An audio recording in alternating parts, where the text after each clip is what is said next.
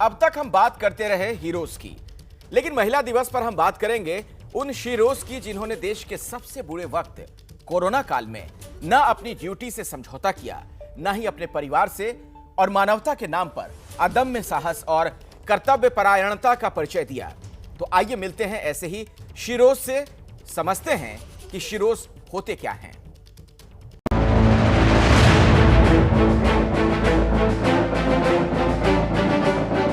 HERO hero.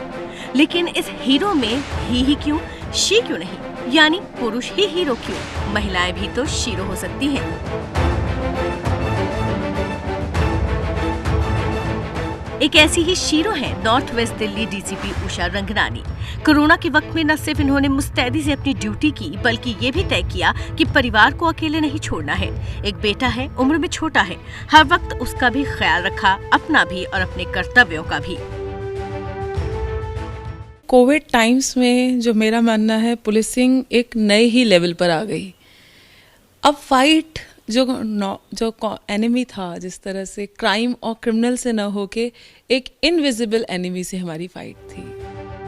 Corona के वक्त police को मानवता का ख्याल भी रखना था, लोगों के रहने खाने के इंतजाम करने थे, साथ ही अपराध के खिलाफ भी काम करना था। सबका बैलेंस जरूरी था। एक तरफ ह्यूमन एस्पेक्ट ऑफ पुलिसिंग, दूसरा तरफ rigorous policing, containment exercises, implementation of lockdown, चालान करना कि लोग अपने घर में रहें for their own benefit. At the same time massive relief work, इतने सारे लोगों को, मतलब एकदम से सारी economic activities had come to stand still. Delhi police में पुरुषों के बीच काम करना, उन्हें कमांड देना कोई कम मुश्किल काम नहीं था, लेकिन एक पुलिस अधिकारी को घर, परिवार और बच्चों को भूलकर वो काम करना पड़ता है। फिर दिल्ली में आके जब पीसीआर का चार्ज संभाला, उस समय I had to command around 8,000 man, I had to give them leadership. अब पीसीआर की ड्यूटी इस तरह से है कि you have to be on field. Ma'am, बेटे को तो खूब शिकायत रहती होगी मम्मी से, फिर तो बेटा समझ जाता है, बड़ा हो गया है, 5 साल का हो गया है। डीसीपी उषा रंगनानी ने भी जिंदगी की बड़ी चुनौतियां देखी, लेकिन इनका मानना है कि जिस तरह हर मर्द की सफलता के पीछे किसी महिला का हाथ होता है, वैसे ही हर महिला की तरक्की में किसी पुरुष का हाथ होता है, और उषा जी के लिए वो पुरुष रहे उनके पिता और पति। लाइफ में चैलेंजेस हमेशा आते हैं। मैं एक ऐसे परिवार से थी जो एक बिजनेस क्लास कम्युनिटी है, कंजर्वेटिव फैमिली है, जहाँ पे लड़कियाँ जैसे ही अपनी पढ़ाई पूरी करती हैं उनकी शादी कर दी जाती है। इस सर्विस में आने के बाद मुझे ऐसा फील हुआ कि इस समाज में आप सच में चेंज ला सकते हो। आप मैम क्या सजेस्ट करेंगी, क्या मैसेज देंगी? आपकी तरफ से एक मैसेज हम चाहते हैं। Be bold, be brave, dare and do.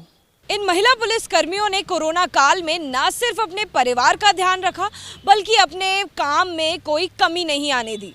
इन्होंने अपने परिवार के साथ साथ अपने साथियों का भी पूरा ख्याल रखा, साथ ही काम में पूरी निष्ठा भी दिखाई।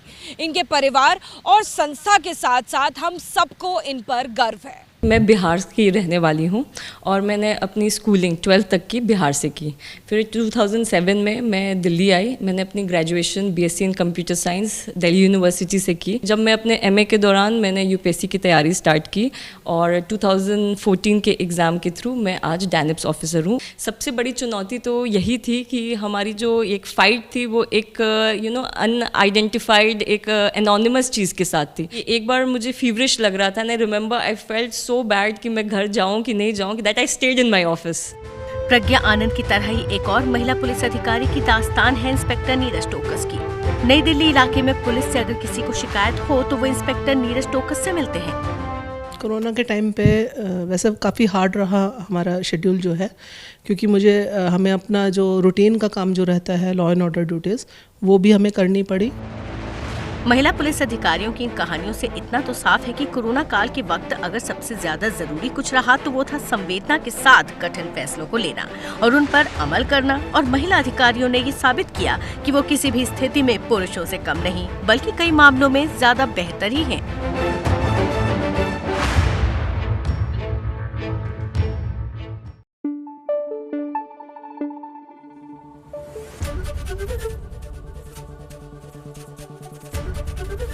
एबीपी न्यूज आपको रखे आगे।